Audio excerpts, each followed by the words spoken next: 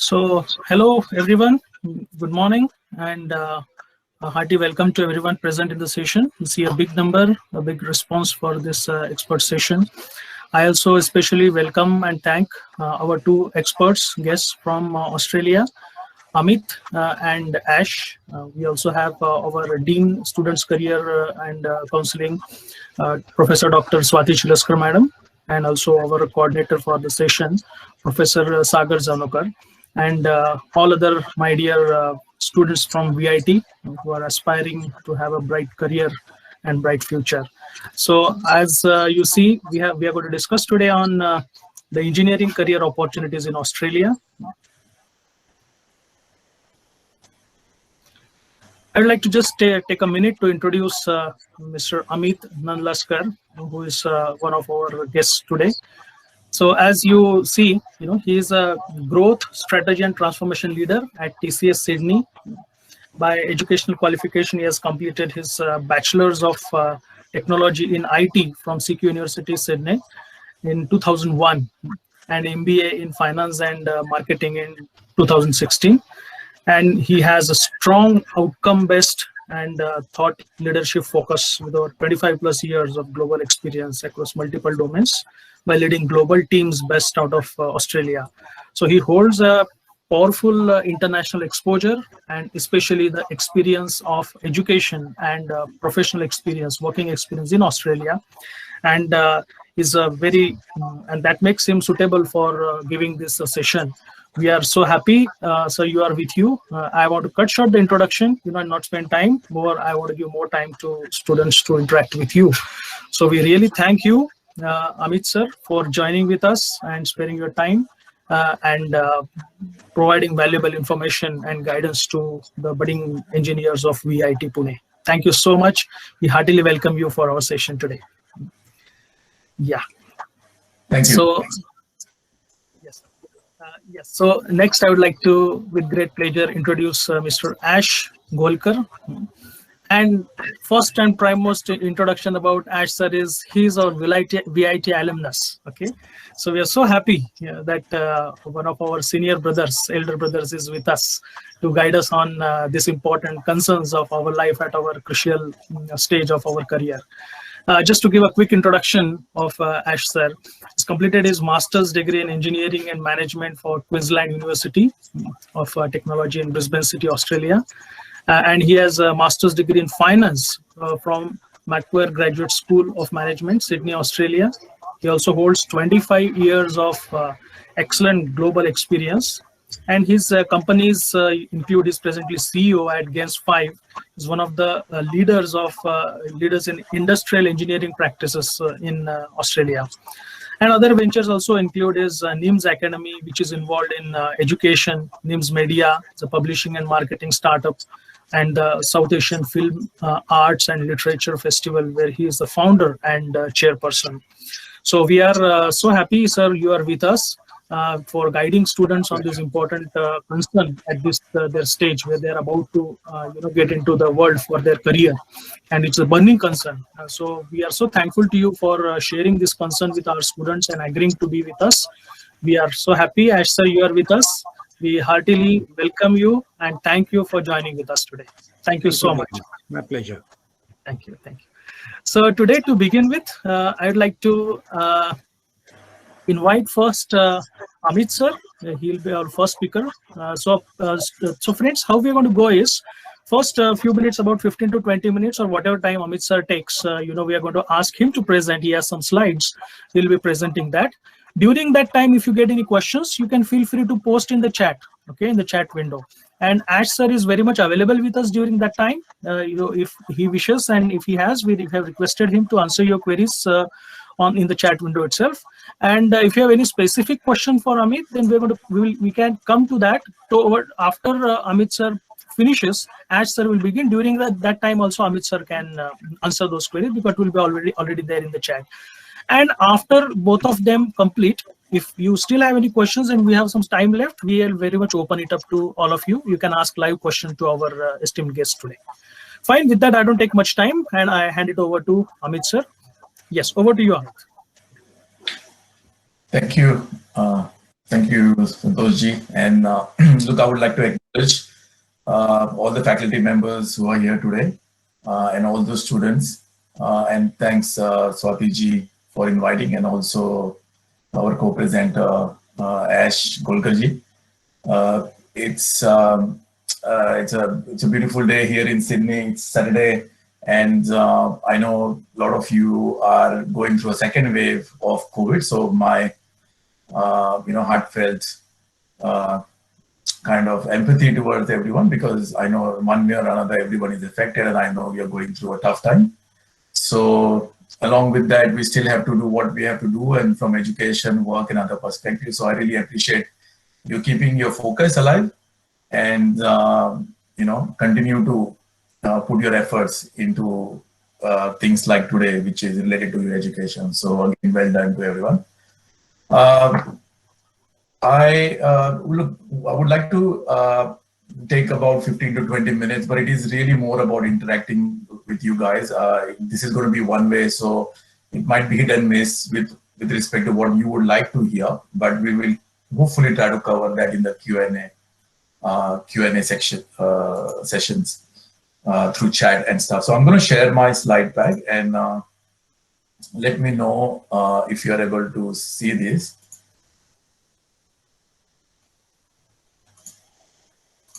Okay, I think, okay, present.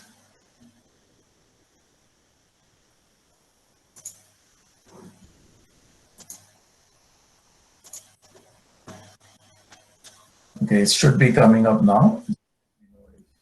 Everyone can see this. Yes, sir. It is visible. You're able to see that? Okay. I'm going to put that into presentation mode and minimize it. It also kills the presentation, so I'm going to be a little bit more careful. Okay, so just give me a sec.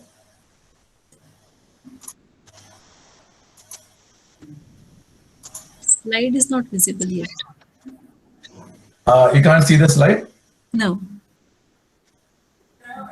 Oh, okay.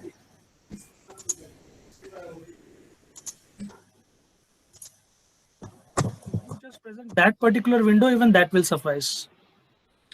Yeah, I think it's sharing some other window. So let me just double check, and I think I've lost. Right.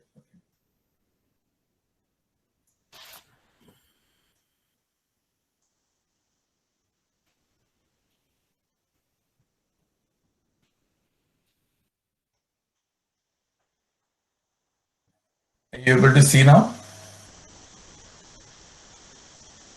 Yes, we can see your entire screen now. The slide? No, slide is not visible. Oh, really? I think you have shared only the window of the Explorer. If you can share the window related to your presentation. Oh, right. Okay, sorry.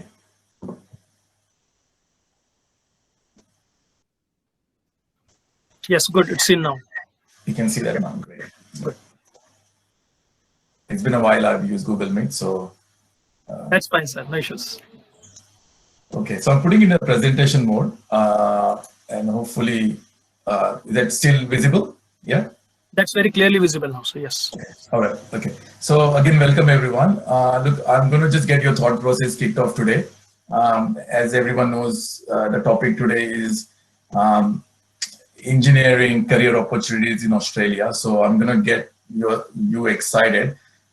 There's few things are not in the introduction, so I will cover that. From engineering background, I've done my diploma in engineering, and then I did my graduation in information technology in Sydney. The diploma part I've done in Navi Mumbai, and that was in Sri Ram Polytechnic, Airoli. I don't know if you've heard about it, but that is a part of the Datta Maige School of Engineering. And in terms of Australia and India activities, I'm also a convener for PIOCCI, which is Person of Indian Origin Chamber of Commerce. It is a body which is in 150 countries, which facilitates trade and NRI activities through overseas countries with India. So I'm connected through that channel. And also there is a local organization called Australia India Business and Trade Foundation. I'm my executive committee member, and it's also a very reputed organization which connects India and Australia together. So, as you know, I'm an Australian now by as a citizen, but the heart and mind, everything is Australia, India now. So hopefully, I can also assist you in that perspective.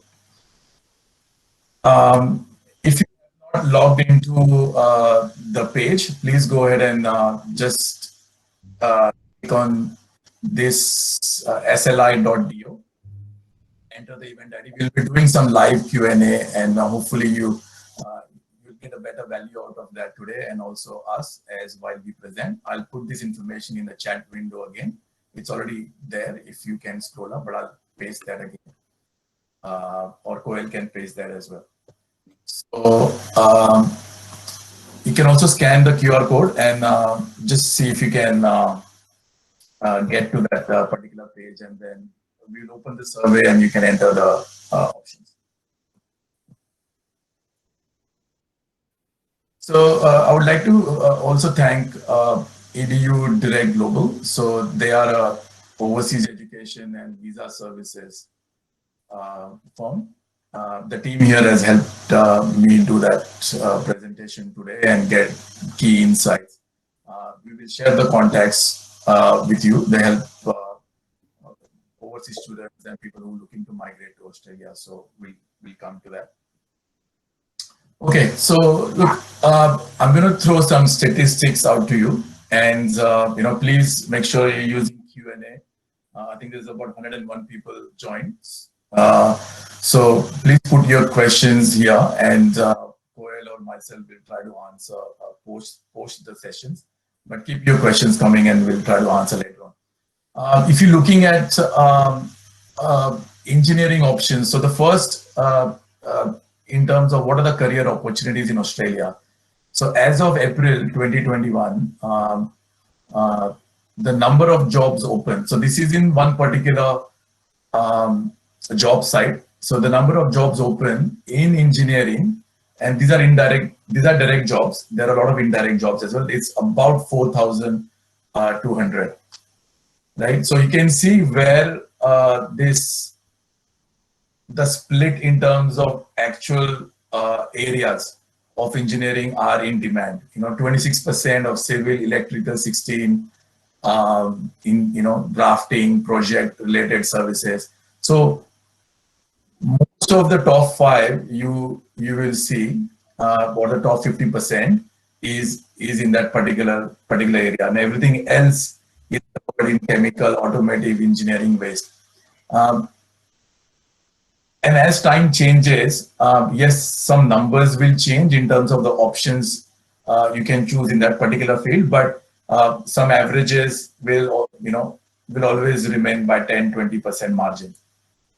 So this is one of the important point you would think when you're thinking about, okay, what are the career opportunities in Australia where most of the job lies, and these are very related to the particular field or that particular job role or title, the career options which are open today as of today.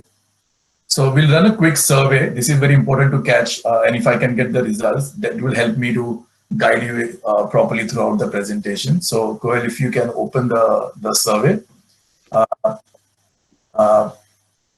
the first survey, that will be great. So if you can let me know what course are you completing. We can choose multiple options here. Civil, electrical, mechanical, or IT or other. Then I will be better able to tune my presentation today. So while you guys do that, I'll move to the second slide. So yes, we can do a career, but the reason we are in the career is because of our passion. But the income opportunities, how much revenue we're going to generate, whether that through your job as employment or business after you finish few years of your education. So the average Australian salary today is about 105,000. Okay, so I'm not sure if you know the conversion rate, but it's about. Amit, I'm sorry to interrupt you. Your voice is getting a bit blurred for us in between. Is it? Yeah, Okay, it's I'll better try to now. move closer towards the laptop. Okay. So the Australian salary is about 105,000. This is average number across all the engineering roles which are getting recruited. The conversion is about 50 rupees. We can take that as a guidance. $1 is 50 rupees. So an average Australian salary is about 55 to 60,000 Australian dollars, and the engineer is about 105. So straight away you can see it's almost double, right? So if you're studying engineering today, that's a good step you or your parents have taken. So congratulations.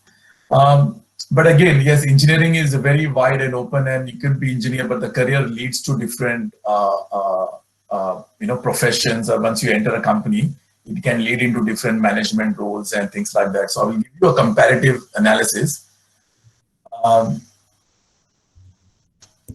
was about engineering, but how is overall Australian job market?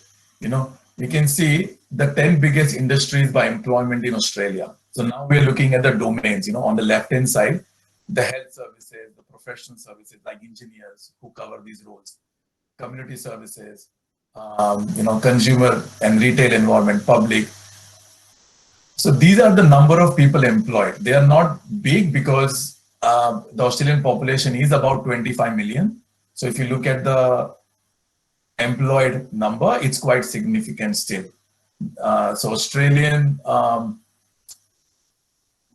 the job, people who are looking for job, people who don't have job is only, unemployment index is only about 4 to 5%, okay, which is not high.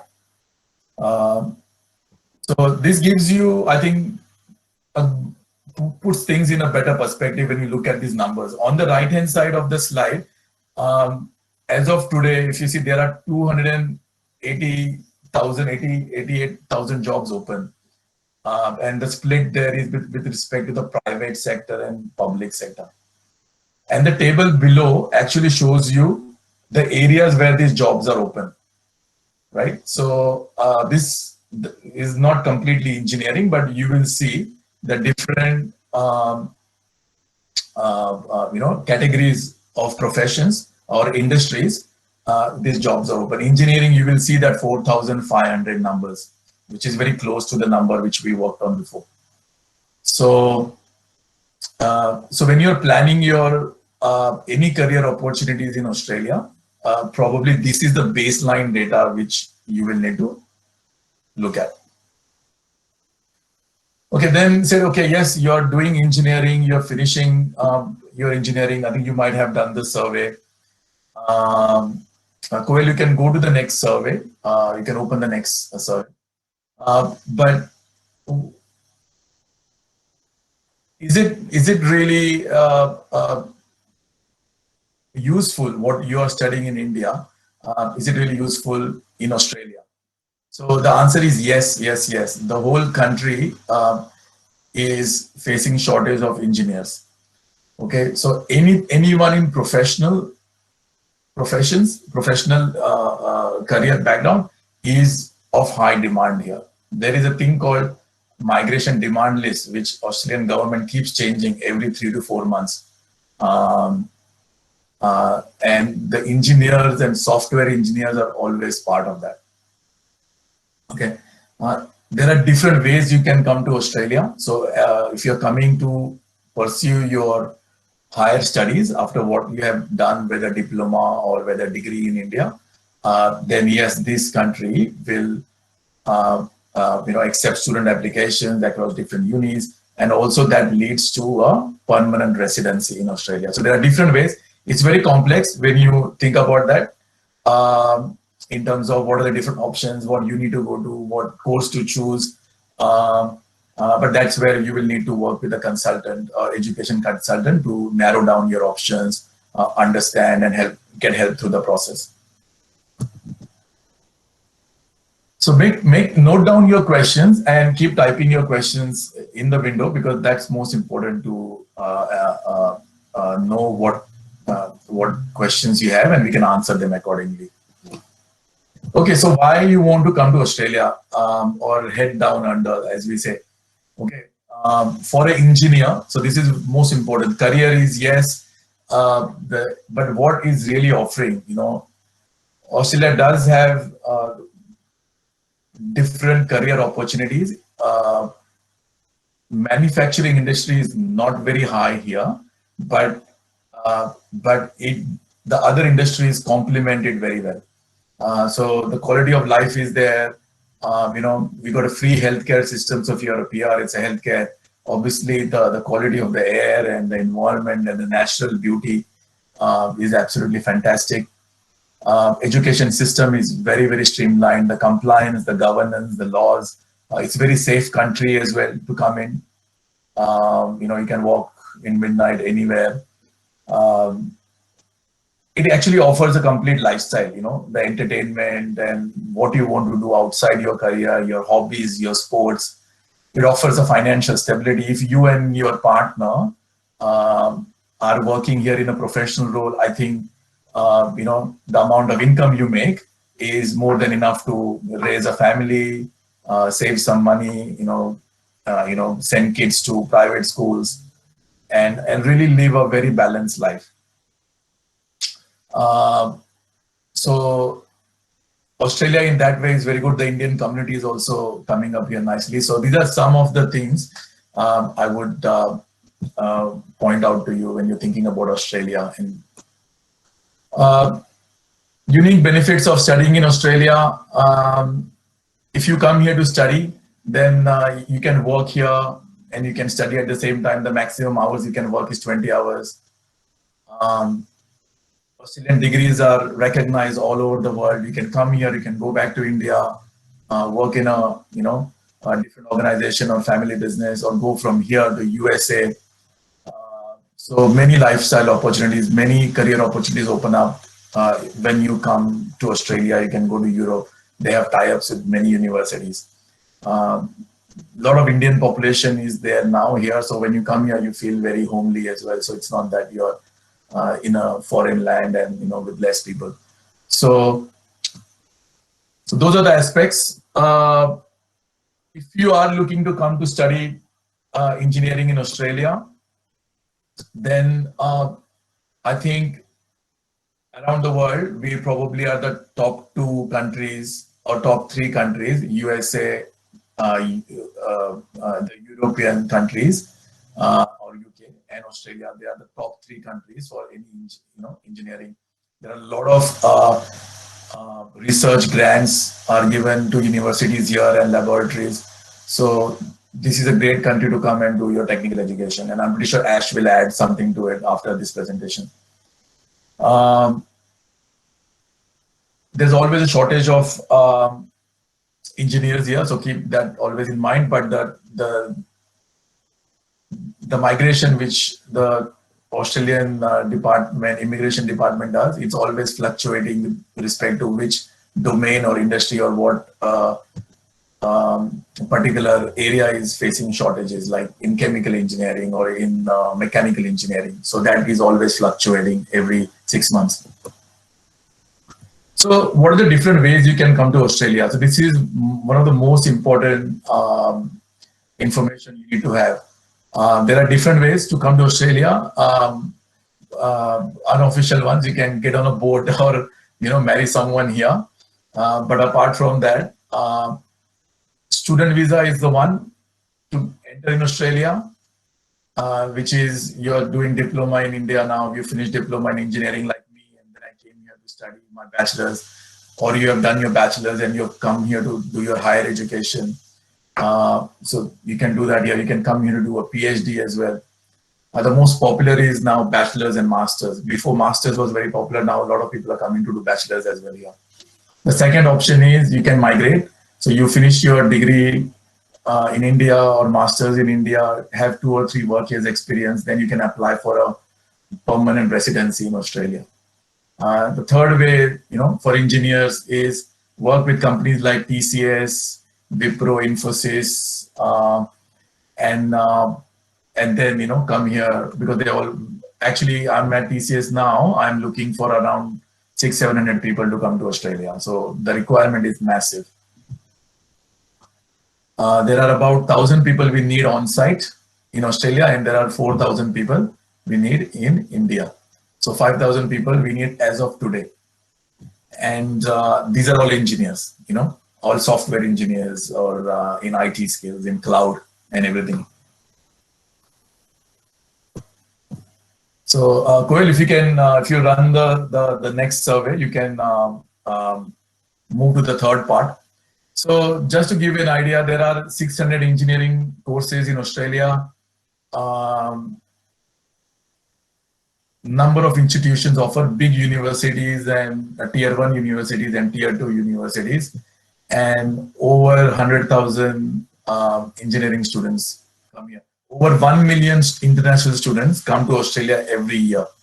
So you can understand, if you want to come as a student here, or if you want to come as an experienced person, as an engineer, there's a large population of professionally skilled, international students. Like 1 million students come, and almost 40-50% stay back.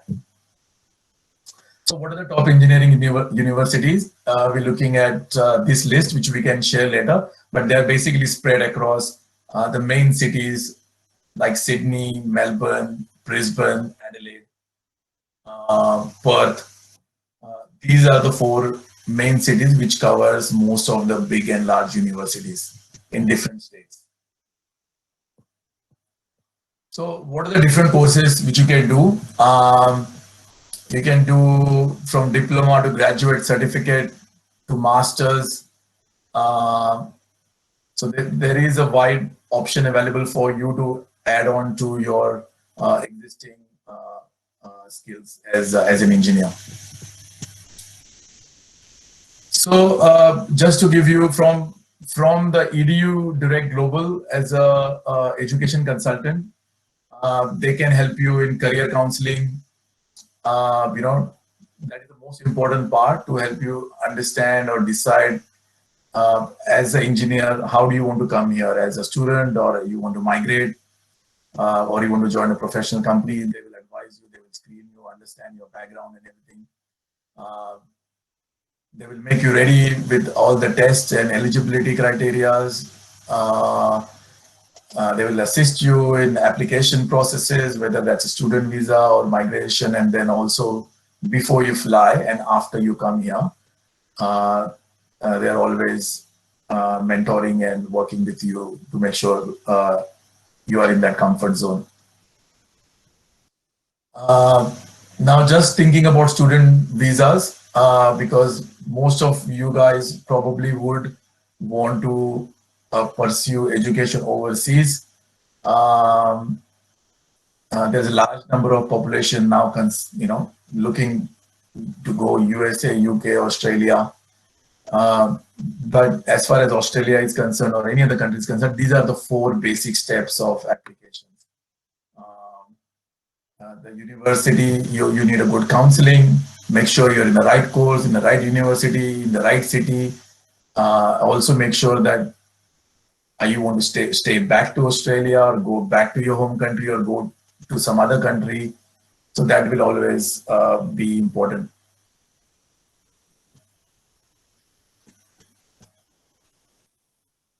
So again, if you are looking for higher education or career opportunities in Australia to migrate here, the basic requirements are, yes, you will need to be professionally qualified degree or master's degree. You also need to be very good or meet minimal criteria in English language tests like IELTS, PT or TOEFL, which is the basic requirements as of today. So make sure that you are aware of that.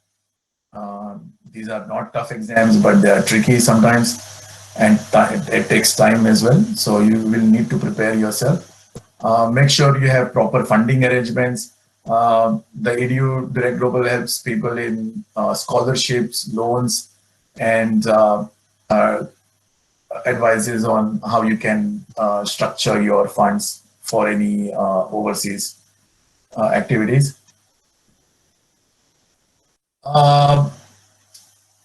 There are a few programs in Australia. If you happen to come here as a student or migrate here or looking for a career, there are professional year programs.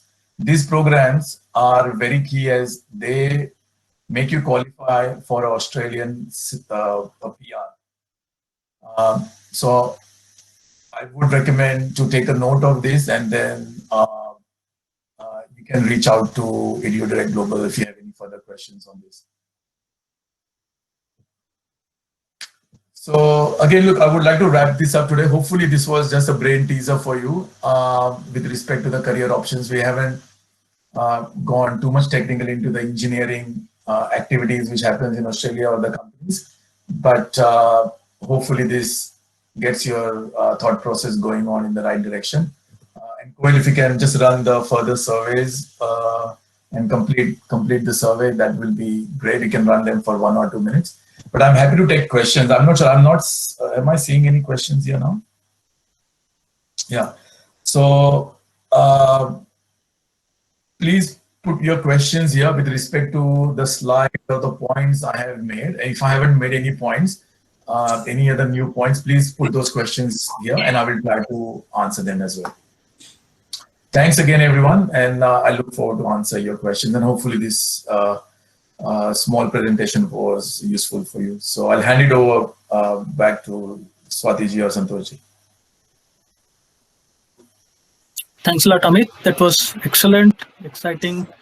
It's very filled with a lot of data, information, and powerful practical guidelines. And we thank you. And certainly now we will open it up.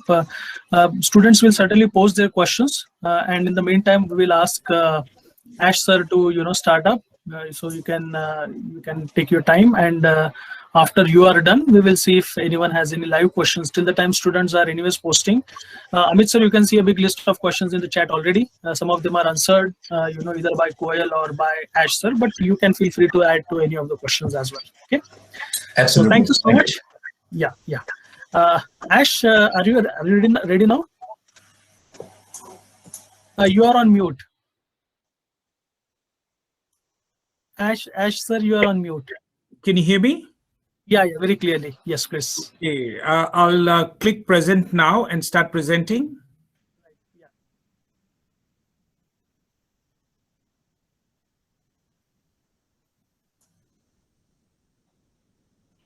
Can you all see this?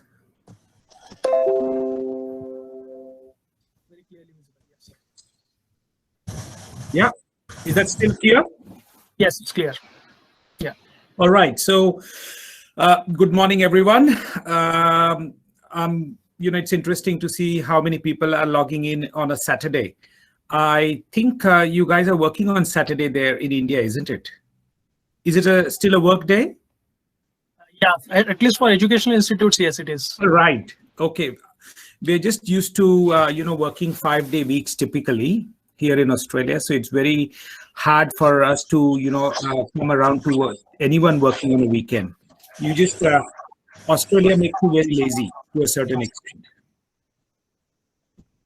So let me first of all start by just showcasing a little bit about Australia. It's a massive landmass, as you know, and on the left-hand side, you can see the kangaroo and the emu.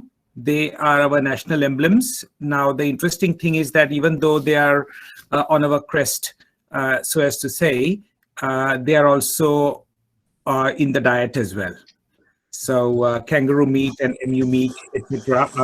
My apologies to all the vegetarians there, but certainly, as you can see, Australians really are a great bunch of people. Very relaxed, very fun-loving, On your right-hand side, you can see Sydney. You probably have seen it all during cricket or, in other photographs and so on. And below that is a photo of the Gold Coast with a person actually surfing.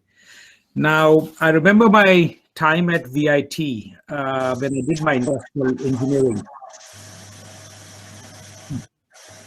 going back to 1991 when I finished. And at that time, Australia was not in the destination. People wanted to go to either America or the UK or even Canada. But funny enough, there was education to Australia that had just started. And my US visa got rejected as a student because I again was the same like quite a few of you, looking to migrate to Australia and pretending that I'm going to come back to India after studying. Ash sir, sorry to interrupt you. I just had a kind request to Amit sir. Is it possible for you to put on mute? It creates some kind of. Sure, I can. Okay. Thanks. Yeah. All right. So, as I was saying, my US visa got rejected, and they thought that I was not going to come back from America. And I thought, okay, where else do I go? Just then, an educational consultant from Australia was there because Australia had just started their education program. And I got a brochure of the university, which was Queensland University of Technology up in Brisbane. You know what got me to Australia was not the beautiful buildings and what courses that I had, what they had, but funny enough, it was a photo just like that of a windsurfer on the golden beaches of Australia. I thought, wow, now this is one place to go to for education. And that's how I came to Australia, and tell you what, there's been no regrets. After spending some time working in Indonesia and also, living primarily in Sydney most of my time, working here, I did get the opportunity about 7 years ago to relocate to PayPal in the Silicon Valley in San Francisco. And I did not take that up. After a lot of debate and hand-wringing, I said, nope, I've been to the US a few times since. It's just not the place for me. Australia is the place, and that's the reason why I chose not to go. Instead, I set up my own company called Gains 5, which is one of the leading practices in industrial engineering and increasingly in data analytics in Australia. So why Australia? It's a small population. There is a skilled migration program. There is an increasing Indian diaspora. And that really opened up since 2000, right after the Olympic Games, after the Y2K boom. There was another big IT boom, and that the floodgates were opened, and they have not stopped since. There's so many Indians in all around Australia. It's, you come out to some of the places, and they're also being called Little Indias now. So you're certainly not going to miss home. We don't miss home. We don't miss India to a certain extent anymore, other than, for the religious places and some of the family visits. One of the other things, and I got a question there before as well, as to, about racism and so on. Well, mostly it's in the media.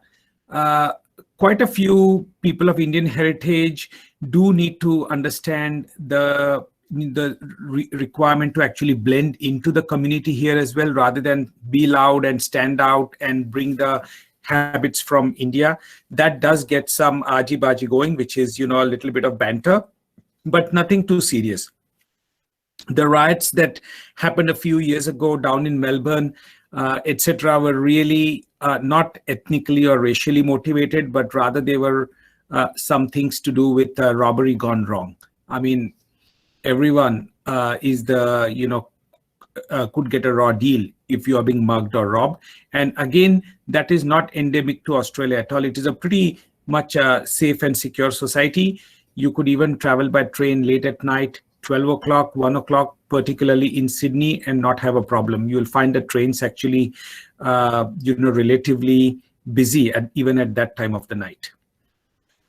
The other big affinity between Australia and India is similarity in laws and driving. You don't have to adapt to driving on the other side of the road. It's very similar, as is the focus on family, life and well-being here in Australia. It's got world-class education infrastructure. Certainly the universities, there are a few universities that we call the sandstone universities, about 8 of them that are really, really old and the top. Then there are tier 2 and tier 3 universities. All of them are equally good. You also have, in addition to the universities, you also have some private colleges and so on, which also offer, equitable standards of education. Of course, depending upon, what program you want to go, etc., makes it very important in selecting the university or the place you need to be. Lastly, it's a relaxed lifestyle. It's a pretty good mix of work and family life balance. It really spoils you to a certain extent. And that's why Australians are in demand around the world, because of their, cool and very relaxed attitudes. And, they love to have a laugh at yourself, as you probably might have seen with cricket and so on. Some of the players who come to India and so on, they get along very well with the rest of the people. It's quite an equal society out here. So there is no class system or middle class, rich class, and so on. At the end of the day, everyone is an Australian. Even if it's a permanent resident, temporary resident, and so on, you're not going to be discriminated. In fact, if there is discrimination at all, it happens, typically at the lower end of the scale, where people, where students just take up working any jobs that they want for even salaries that are potentially, illegal wages, which are below wage rate. Certainly, so you got to be smart. If you're smart, if you got good English, and if you got a very pleasant demeanor, then you'll definitely do well in Australia. It's the place for you.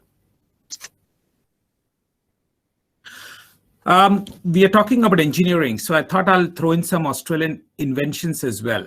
The Wi-Fi was actually invented here. In fact, the Wi-Fi was discovered, the initial discovery of the Wi-Fi happened not too far away from where my office is, just, a couple of kilometers away.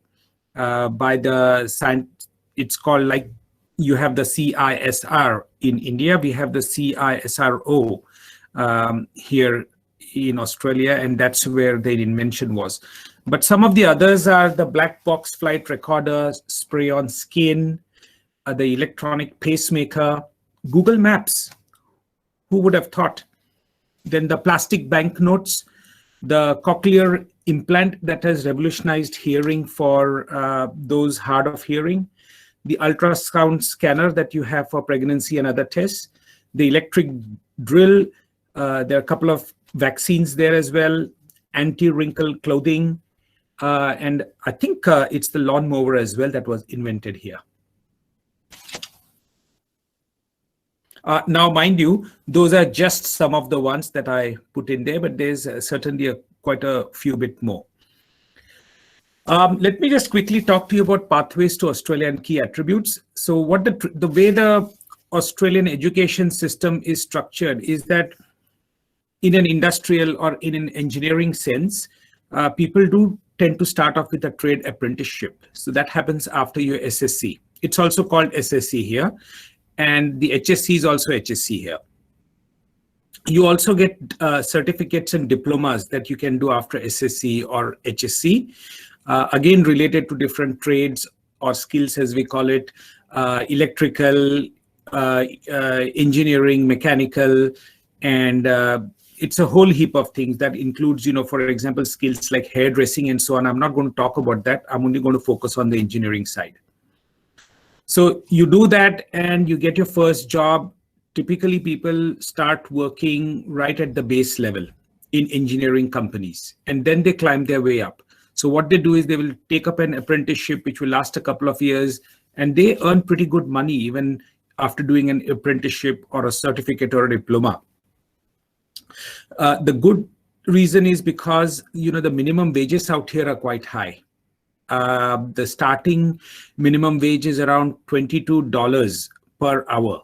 That includes your provident fund payment. So as you can see, people are able to afford living quite well. other than the high prices of housing currently in Australia, or certainly in the metro areas of Sydney, Melbourne, and Brisbane, the cost of living, if you live outside the big cities, can be quite low as well.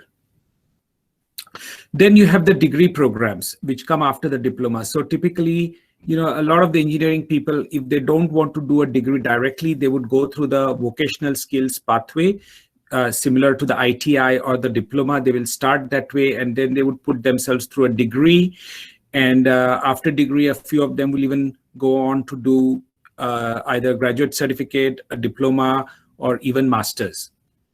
Very few of them actually go up to do a doctorate, but you certainly have a few really smart ones who do doctorates, and that's the way you get into teaching as faculty in universities, as well as in some of the key research institutions.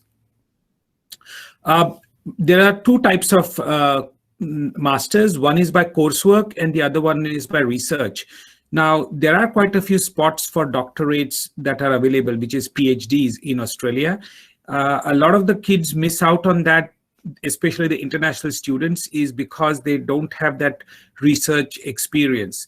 So for those who are those who are research inclined, you might actually want to consider doing a master's by research degree, which also allows you, certain extra working hours and so on as well. I think, don't quote me on this, do your own research yourself, or talk to, the company EduDirect Global that was just mentioned before.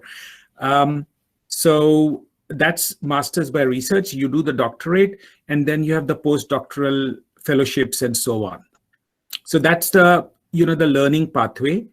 The other way to migrate to Australia is by the skills, family, or even temporary work migration. You might want to check. There are some universities and educational institutions where you finish your education, and provided, I think, you are below the age of 29, and within 2 years after completion of your graduation, you can go online, apply for a visa, and come here, work here for 2 years. So that's also a quick and cheap way of actually coming to Australia for a couple of years and getting some work experience. But can I say one thing? At the end of the day, it's not just the degree that you have, but also important your personal attributes that are really necessary. What I find, and I employ quite a lot of graduates, not just for my own business reasons, but also where my clients ask, I do placements as well. You need to be an independent learner. So don't ask too many questions, learn to figure things out yourself.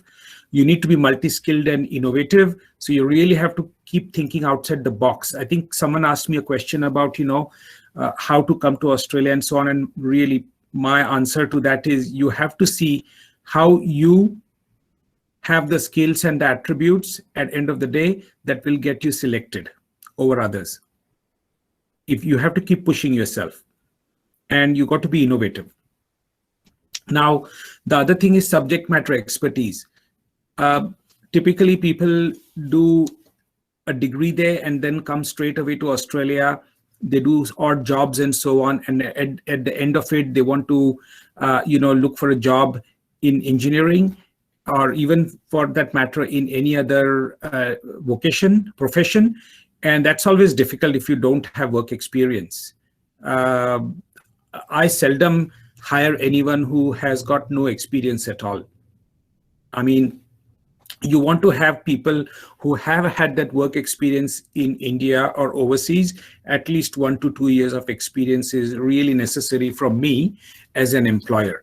Universities may allow you to come in depending upon the course and so on. But after that, I would employ someone who certainly has got a higher degree here, but most importantly, at least a couple of years of experience. It just, helps you to clear your mind, know what you want to do in life, and also gives you some of those, interpersonal skills and some soft skills that are really relevant, which are really desired in the Australian workplace as well. Attention to detail is another one. And lastly, good written, spoken communication skills, and very well presented. I mean, if you're an engineer, if you want to be treated with respect, then certainly you got to first of all, polish up your own appearance. No stubble, be clean shaven. That's for the guys, and certainly even for the girls as well as the guys. You have to be very well presented. The Australians look at all those attributes, and you can't say you'll come to Australia and then learn to do all those things and so on. My advice to you is start while you're in college there. The other important things are driver's license. It was, Australia is a big country with a lot of distances to travel. Always good to bring a driver's license, and you have got that practical experience. The other thing is computer literacy. I mean, so many engineers come to me, and you would not believe it. They don't even know Excel, Word, PowerPoint. I mean, they know what it is. They can, because at university they're required to do it, but they don't know any of the advanced formulas. Even with Word, they don't know how to do the proper presentation, indents, use of indents and so on. They will just go space, space, space to move something on the right side. So right justifies. So you just have to really put yourself through the paces to get advanced skills in Excel, Word, and PowerPoint. And lastly, skills and certainly software competency in the chosen area. So for example, if someone asked me before about instrumentation engineering or some production engineering and so on, there are those SCADA systems, etc. It's good if you've had that experience there. So whatever a benchmark system is for the profession which is used, and I would say in case of mechanical or industrial production engineers, something like an ERP system, that's going to be of good benefit to you. So if you start a job after your graduation, in between, before you apply to come to Australia, my suggestion is focus on the software. You should know what software it is, because I take interviews and they say, yep, I can do this and that. And you ask them what ERP system, and they scratch their head and say, I can't remember what the name of that ERP system was. So those are the areas you need to focus on improving. Now, what are the opportunities for engineers? Certainly, Australia needs more engineers. Ameet, before me, made it crystal clear what the different opportunities are. So I'm not really going to go too much into detail. He covered it fairly, pretty comprehensively. All I'm going to focus on is that half of Australia's engineers come from other countries, because in Australia, people, even though the government is making efforts to motivate STEM, STEM, that's science, technology, engineering, and mathematics subjects, people are just choosing soft subjects. That gives people, overseas migrants, an opportunity to come into Australia and fill vacancies in those areas, such as engineering. Now, the other thing is that Australia needs engineers, and we need more women in engineering. So all the girls out there, tell you what, you got a better chance of getting a job after you come to Australia, of course, provided you exhibit the key attributes. Sorry, guys, I don't mean to say that you are not going to get it. There's plenty of opportunities for everyone. But I think in this context, women will always have an edge in Australia. Most of the vacancies are in civil, but certainly, there's mining, industrial, mechanical, ICT support, test engineers as well, which are in demand. Most of the jobs are in New South Wales, followed by Victoria and Queensland. And Sydney leads Melbourne in absolute employment of engineers. There are engineers employed even in banking and financial services. So it's not just in the traditional areas. You've got to think beyond. There's also opportunities, for example, process improvement in banking and as well as in agriculture sector as well.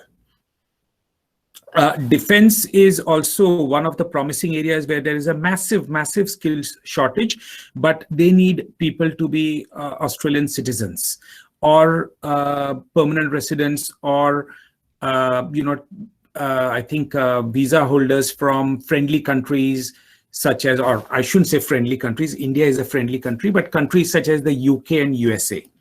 from where they get most of the equipment. Quickly, what are the prospects for mechanical industrial production engineers? Now, I'm an industrial engineer, and that's the reason why I'm focusing on this area. There is certainly quite a lot of demand for mechanical, industrial, and production engineers. Industrial engineer is not quite well known and well appreciated as it is in the US. Out here, industrial engineering sort of gets clubbed into a variety of other roles, which is on the next slide. But quickly touching upon this, most of the industrial engineers work in New South Wales. There's I won't really focus much on the earnings, because a lot of these earnings and so on are relevant for people who are citizens or permanent residents. Those who come from overseas, especially students, will note that they would typically get paid a minimum wage or whatever the government benchmarks are the lower end of the scale, not the upper end of the scale.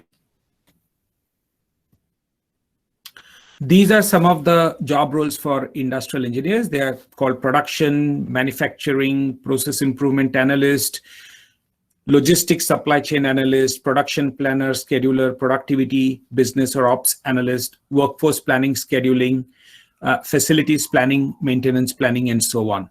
So when you are looking for jobs, certainly in India, my suggestion, certainly recommendation to you is that don't just put yourself in the slot of looking for engineering jobs. Just try to expand or broaden your understanding. See how your skills can adapt to roles that might call themselves as a logistics analyst or supply chain analyst and so on. It's easier for me to say that, I know, because here in Australia things work a lot differently to how they work in India. But I'll let you and your career counselors basically advise you on those finer points. But typically, if you were to have a role that you did something that is listed here, then you come out here, you do your master's or in management or engineering, whatever it is, then there's a better chance for you to fit into a role, and there's plenty of roles of the type that you see on the screen there. I have got a slide task performed by industrial engineers, but you all know what the tasks are, so I'm going to skip this slide. The only thing I would like to point out is that for industrial engineers specifically, you really need to understand process mapping. Use tools like Microsoft Visio, or there are some free tools like I think Lucid Maps and so on that you should use, and at least get into the habit of looking at processes and mapping those processes. I don't know what sort of work measurement tools you use, whether it's still the stopwatch or whether you move to PDA and so on, but those are some of those other areas that you should look at, as well as facilities planning. Facilities planning is another big one. And last but not least, the application of Excel. It's very important for you to be able to quantify the findings and so on, and translate that into tangible outcomes, such as what are the cost savings. So you really need to have a good understanding of spreadsheets analysis, because a lot of the work that industrial engineers do here is of a support nature to some of the facilities and so on. So there's always going to be an emphasis on how you present your findings and also what the cost benefits of those are. So spend a lot of time understanding Excel and how to do simple profit and loss and simple business cases. Now, Gains Pro. So as I mentioned, we at Gains 5 are one of the leading practices, industrial engineering practices. Some of the big retail chains, as well as a few companies in the agribusiness space and financial services are amongst our clients. We're always looking for industrial engineers. So if you ever come to Australia, mechanical production or industrial engineering, and you have all those attributes that that I mentioned before on the previous slides, don't forget to reach out to us. We are always on the lookout. We've got plenty of clients. The other thing is this Gains Pro. So Gains Pro is a tool that we developed in-house. This is one instance of where you have to think outside the box. With COVID hitting us pretty badly last year, 2020, I had quite a few engineers as well as software developers. Remember, we are also into data analytics, sitting on the bench. So what we did was we developed a tool which is a cloud-based web tool offering, a software as a service model. And what it does is it uses the predetermined time standards, the MOST methodology, which is Accenture Maynard methodology to work out how much time it would take to complete particular jobs. And then that goes into calculation of or prediction of how many people you require. So we have actually developed and designed that tool ourselves, and we are doing some pilots with one client at the moment. We've also got some potential clients even in India at the moment who have asked us to help them out using this tool. So that was it from me. Do feel free to connect with me on LinkedIn, Ash Gholkar. And do give a like to our pages, which is Gains 5 and also NIMS Academy Australia. NIMS Academy Australia is another company. It's actually run by my wife, who is a motivational speaker and a professional success coach. I think she's also come to VIT and given a talk there in the past as well. That's her, and there's plenty of free information on how you can improve, and all the job postings and so on are on those pages as well. Thank you very much for listening, and I'll be hanging around to see if there are any questions. Thank you. Thank you so much, Ash sir. That was phenomenal presentation, practical information, guidelines. We are excited with this. So a lot of questions are already there in the chat box. Now I would like to see if any of you have any direct questions you want to speak out to either Ameet sir or Ash sir, if any of you have. Otherwise, a lot of questions are already there, but I want to check if you want to ask any questions live to any one of them. Sir, can I ask a question, please? Yes, Harsh, go ahead. Yes. So my question is to Mr. Ash. So since you said that you started your own company, I just wanted to inquire how the opportunities are for startups there. So, like, if I decide to start up my own company, how well does the government support it, and how is the situation there? It is pretty poor. Sorry, I'm just straight off the bat there, but yeah, the ecosystem is not very welcoming of startups as it is in the US. Unless you have a really niche product and you get backed by some good VC and so on. Australia is one of those countries that likes to, does not like anything to be wasted, or they're looking for, Australians typically look for returns. A loss is not really taken. So that's the reason why there's not much forthcoming in terms of startup funding and so on. There are startups, there are some facilities and some funds, etc., that are available. I don't want to be totally discouraging either, but the ecosystem is not really built around encouraging innovation. Once you come here, and after you have some experience, and if you want to set up a startup, based upon the network that you have, you will have a better chance of success. Okay. Just be prepared that you really got to have a very superior offering. Most of the times, you got to bootstrap. When I left a very good role that I had, I was there for almost close to 15 years.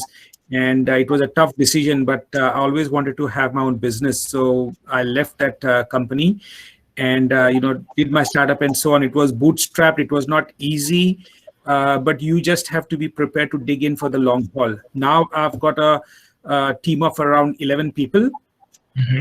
And, we offer niche services. And once you actually are in the area of business, then it is pretty good, because once you get runs on the board, people are familiar with you, then clients come looking for you. Okay. Thank you for the information. It was helpful. Thank you. Excuse me, sir, may I ask a question? Yes, Shruti, go ahead. Uh, yeah, so even my question's for Mr. Ash. So you said that you need around 2 to 3 years of professional experience for a job in Australia. But do freshers, aspiring freshers, have a chance out there as well? Like only on basis of internship experience? Certainly. I mean, again, as I said, it's a demand and supply type of a situation.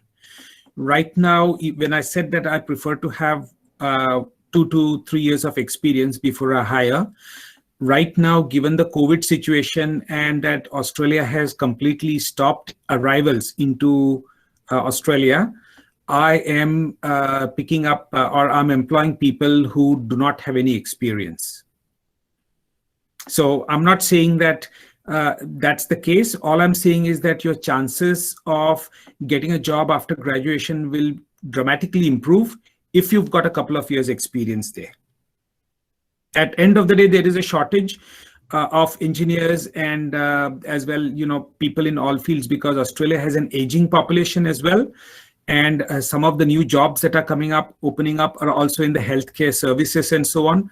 Not much used to engineers, but certainly, if you do some things such as management, education, or, position yourself as a business analyst and so on, you can always get jobs in those areas. Okay, sir. Thank you so much. Welcome. Hello, sir. So do you suggest direct application, direct we should apply for a job, or we should apply for some further degree and then apply for job? Amit, would you like to answer that? Yeah, I shall take that. So look, I think you had, so far the questions are fundamental questions you asked, right? What we will need to understand is the information which Ash shared, you will need to take that as a relative information, because your personal situation is you're based out in India, right? So how do you, so all these questions are applicable in terms of careers in Australia. If you are actually present in Australia, and either you're a graduate or either you're an international student who is graduated, or you're migrating. So you will need to put yourself in one of the scenarios or case study. It's very difficult to give a generic answer for me or Ash, either one. But in general, what I would like to say to all the students here is your education, yes, is a must, whether you do in Australia or India, and you will need to have experience, whether in a small startups or small companies, in a business analyst role. That's a perfect example what Ash gave, right? So if you are a professional a graduate from a course, your first career would be from a support role, then moving on to a BA role, which is the business analyst, and then possibly moving into a project management role, which leads to other senior management roles. That's kind of a one career path you can have. But you will need to, as far as Australia is concerned, to get the job, there is a visa situation involved. So let's say if you have done a master's in Australia, you will. Ameya, can you mute yourself, Ameya? So if you have done a master's in Australia, you're an international student. Now, because you're an international student, it's slightly difficult. So you have to work with consultancy like EduDirect Global to come around with your situation. But from job situation perspective, you will get a role as a fresher. A lot of companies will take you. You might not get a job what you want. You will need to, adjust yourself.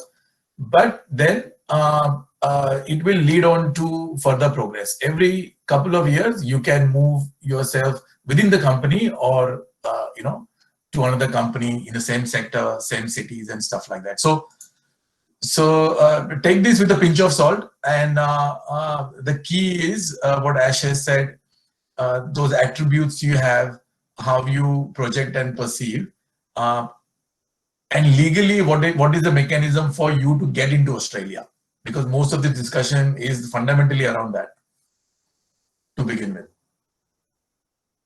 And thanks, Amit. And Ame, if I might add, look at one of the visas that allows you to come to Australia for a couple of years to get work experience. I know a lot of people are also coming, students from China and from other places, Europe, are coming here on that visa. I don't know, though, if every institution in India is eligible for it. Sir, so I am an industrial engineer. So would you recommend Australia or any other country for an industrial engineer? Yeah, that's a good one. In fact, that's a very hard one because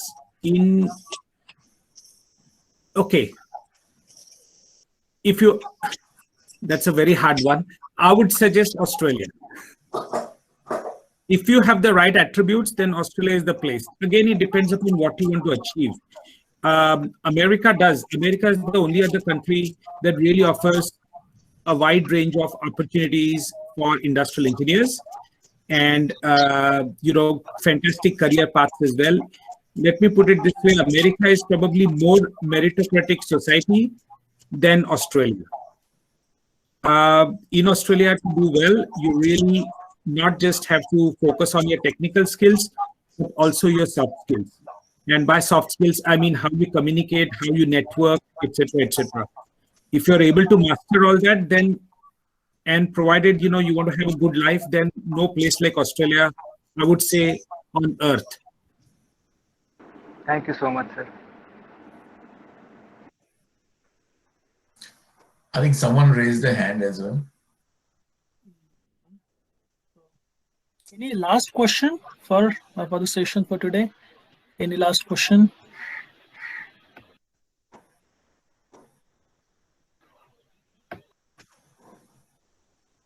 All right. I think they are quite clear on the major guidelines now, what they need to work on, with this expert advice from Ash and Amit. And they started thinking about it now, and probably they'll get in touch with you as well through the various mediums that you have mentioned. And being Koel ma'ams in the session was also helpful. Her contact details have been also shared, and Ash sirs as well. And if any of the students approach us, we will also very much connect them to you, through the required channels. So on that quick note, I think we have come to the concluding part of the session. I would like to once again take a moment and heartily, sincerely, from core of our hearts, thank Amit and Ash for your so valuable helps and guidelines, which is so crucial at this moment.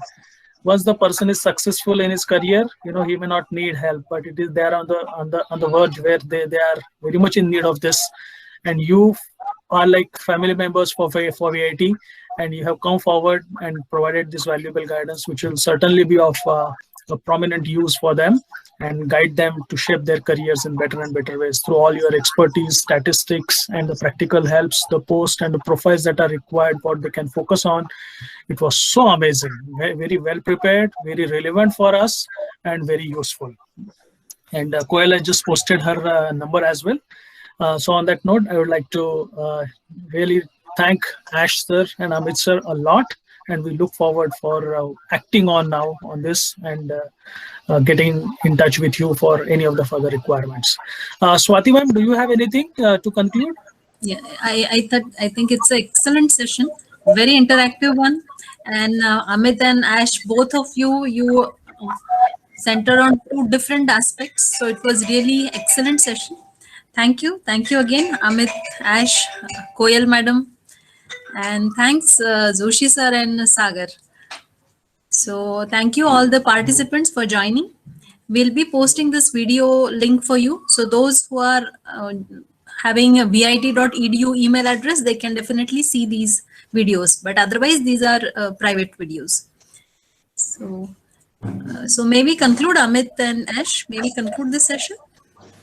Thank you very much for having me on. My pleasure. Likewise, thanks for having me, and have a wonderful weekend and stay safe. Thanks again. Thank you so much. So with your kind permission, we'll conclude this session, sir. Thank you so much.